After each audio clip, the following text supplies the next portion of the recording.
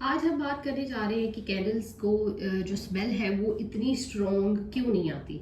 मैंने पैसा भी खर्च किया है, मैंने मटेरियल पे भी पैसा लगाया है, मैंने कैंडल बनाने में टाइम का भी ज़ाया जो हुआ है, मेरा टाइम ज़ाया हुआ है, लेकिन मेरी कैंडल दिखने में अच्छी है, उसमें से उतनी अच्छी खुशबू नहीं आ रही। तो यहाँ पे हम 6 ऐसी मिस्टेक्स की बात करेंगे जो कि हम रिपीटेडली कर रहे होते हैं, लेकिन हमें समझ नहीं आ रही होती उस चीज़ों की। सो आज मैं वो 6 मिस्टेक्स आपके साथ डिस्कस करूंगी और उनके साथ मैं आपके साथ 6 ऐसी फिक्स जिनको हम 6 ऐसी एडवाइसेस मैं आपको दूंगी जिससे आप उनको फिक्स कर सकते हैं, उन प्रॉब्लम्स का सोल्यूशन निकाल सकते हैं। क्योंकि आप बहुत सारा पैसा ज़ाया कर रहे हैं और आपकी कैंडल और आप अभी कैंडल में न्यू हैं कैंडल मेकिंग में और आपको अच्छे से उसकी समझ नहीं आ रही है। सबसे पहले जो मोस्ट कॉमन मिस्टेक्स जो हैं उनमें से जो फर्स्ट नंबर पे है वो ये है कि हम एसेंशियल ऑयल यूज़ करते हैं। जो एसेंशियल ऑयल होती है, सब कहते हैं लिखा भी होता है नेचुरल है, कैंडल्स के लिए है। नहीं, एसेंशियल ऑयल का जो फॉर्मूला है या केमिकल फॉर्मूला है वो हम डिफ्यूज़र्स में यूज़ कर सकते हैं, किसी और चीज़ में यूज़ कर सकते हैं, बट हम सोप मेकिंग में भी इसको यूज़ कर सकते हैं, लेकिन कैंडल मेकिंग में हम जो एसेंशियल ऑयल है वो यूज़ नहीं कर सकते। एसेंशियल ऑयल यूज़ नहीं करना आपने, ये एक मिस्टेक है। अच्छा, दूसरा ये कि अगर आप कहेंगे कि अब इसका सोल्यूशन क्या है, इसका सोल्यूशन यही है कि आप फ्रेग्रेंस ऑयल यूज़ करें। फ्रेग्रेंस ऑयल इसका हल है कि आपने एसेंशियल ऑयल कैंडल मेकिंग में यूज़ नहीं करना, आपने जो फ्रेग्रेंस ऑयल है वो यूज़ करना है। क्योंकि जो हमारा फ्रेग्रेंस ऑयल है ये इसीलिए इसका फॉर्मूला होता है स्पेसिफिकली जो होता है कैंडल मेकिंग के लिए होता है, और जो टेम्परेचर जब हाई टेम्परेचर होता है उसमें जब फ्रेग्रेंस को रिलीज करना होता है तो वो सारे का सारा मतलब जितना भी फॉर्मूला है वो हमें फ्रेग्रेंस ऑयल में मिलेगा, ना कि एसेंशियल ऑयल के अंदर। So no essential oil, only fragrance oil in your candle making. Okay, और इससे आपका कोल्ड थ्रो भी इंक्रीज होगा, हॉट थ्रो भी इंक्रीज होगा।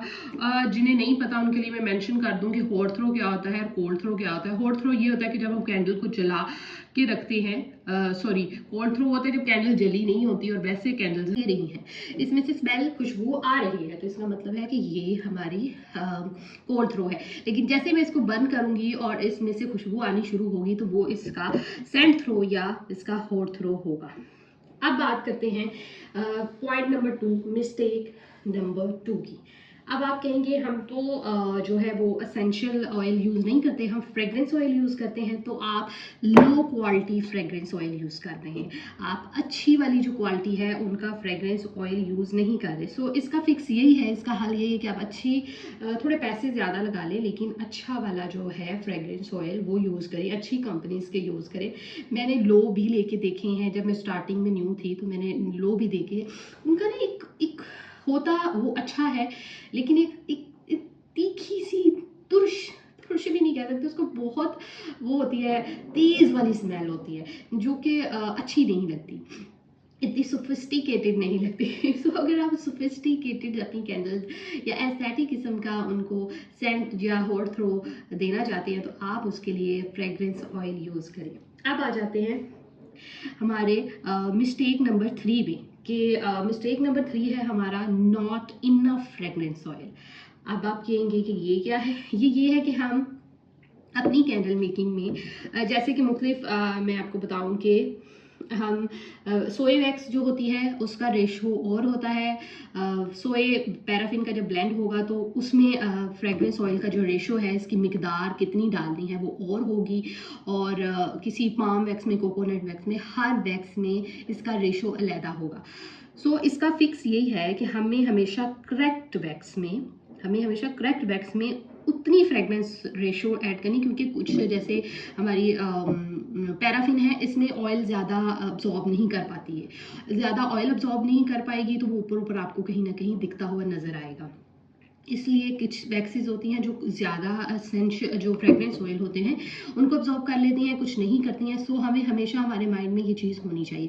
मैं इंशाल्लाह ऊपर यहाँ मेंशन स्क्रीनशॉट एक मेंशन कर दूँगी, जिसमें मैं एक पिक्चर में आपको सब जितनी भी वैक्सीज हैं उनका रेशो, हमें कितना ऑयल उनके अंदर फ्रेगरेंस ऑयल ऐड करना चाहिए, वो सबका सब मैं इंशाल्लाह ऊपर मेंशन कर दूँगी, आपको नज़र आ जाएगा।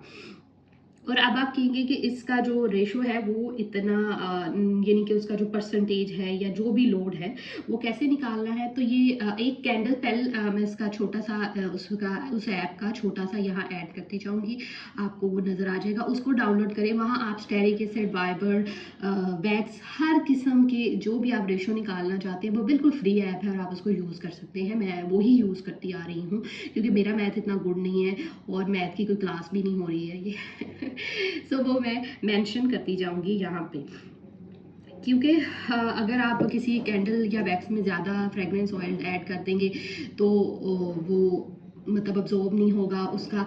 जब वैक्स जो हमारी क्योर होनी शुरू होगी, हार्ड होनी शुरू होगी, तो वो उसके अंदर उतनी अच्छे से अब्जॉर्ब नहीं हो पाएगा, तो एक अच्छा जो हॉट थ्रो या कोल्ड थ्रो हमारे पास नहीं आ सकेगा।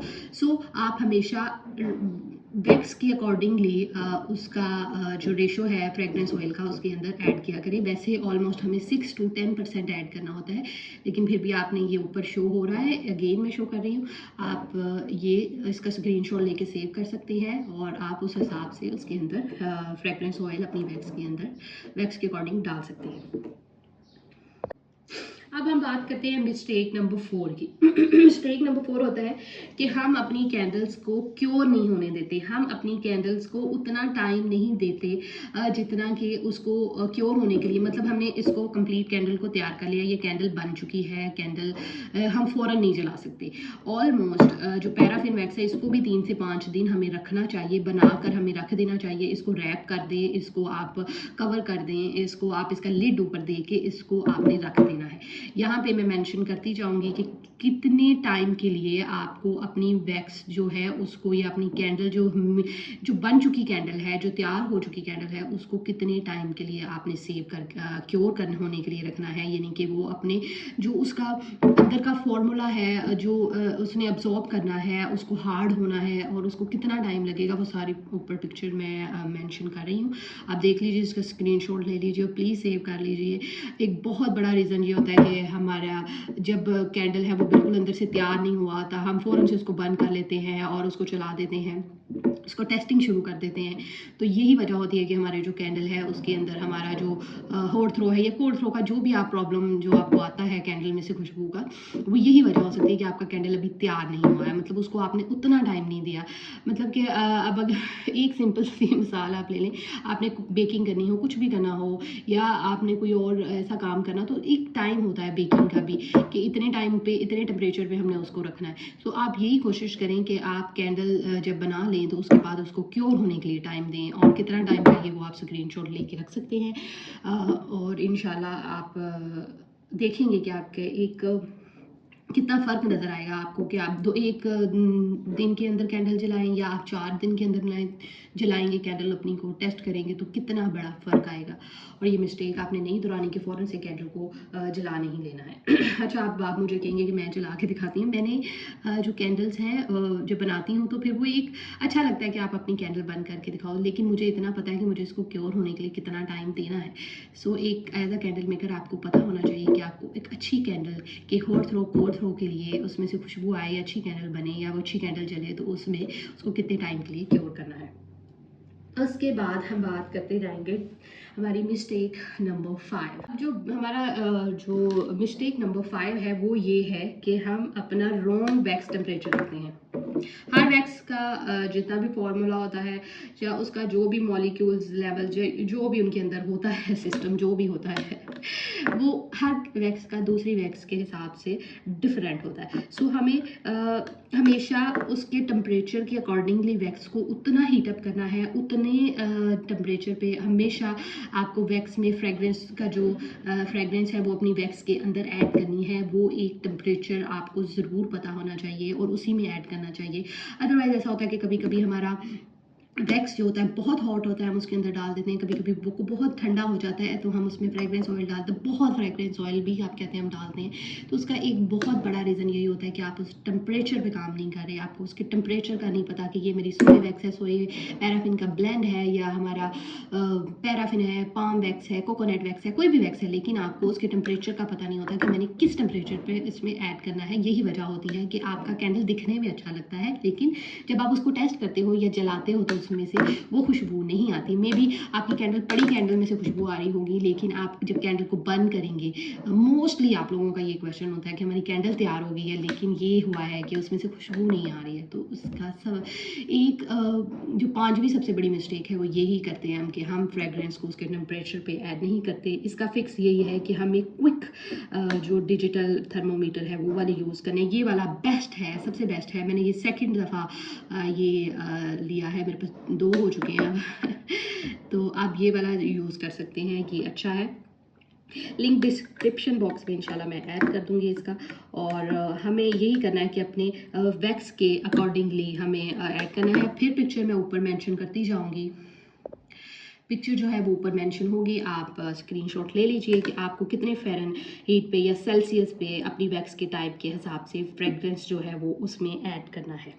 ओके, अब हम लास्ट और आखिरी जो है हमारा जो सबसे बड़ा मेन प्रॉब्लम होता है, हम सारी चीज़ें फिक्स कर लें लेकिन अगर इसको फिक्स नहीं किया तो काफ़ी प्रॉब्लम हो सकता है। सो अब बात करते हैं मिस्टेक नंबर 6 पे, कि रॉन्ग विक साइज़।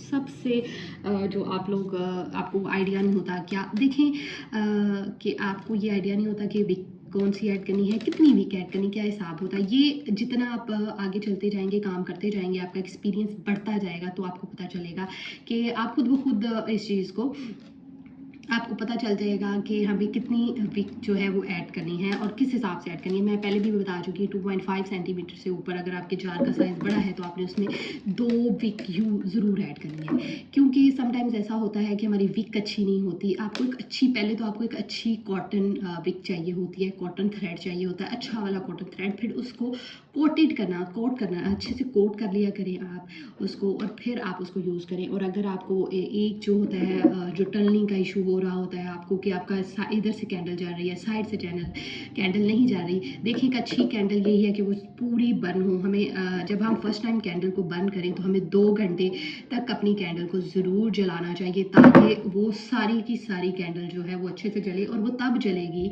जब उसमें अच्छी विक यूज़ की गई होगी। अच्छी विक के साथ 2.5 सेंटीमीटर के ऊपर जो जार होगा उसके अंदर आपने 2 विक ऐड करनी है।